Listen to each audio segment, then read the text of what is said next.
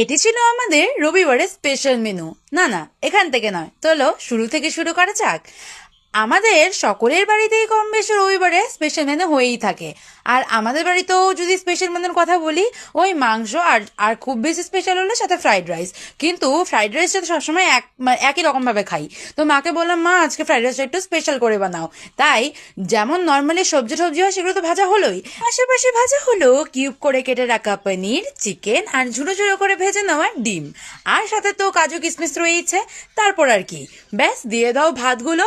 আর ভাত দিয়ে নাড়িয়ে চাড়িয়ে যত রকমের সবজি, ডিম, চিকেন, পনির যা যা ভেজে রেখেছিলে সব এটার মধ্যে দিয়ে দাও। দিয়ে কিছুক্ষণ নাড়াচাড়া করে আর কি দিয়ে দিতে হবে তোমাদের চিনি, যেহেতু স্বাদের জন্য একটু চিনি দরকার, সাথে নুন তো অবশ্যই লাগবে, আর কিছুটা ঘি। ব্যাস, তারপরে সব মিলিয়ে নাড়াতে থাকো। ব্যাস, তোমাদের মিক্সড ফ্রাইড রাইস, দেশি স্টাইলের মার হাতে তৈরি মিক্সড ফ্রাইড রাইস রেডি। তো তোমরা কি কখনো মিক্সড ফ্রাইড রাইস খেয়েছো?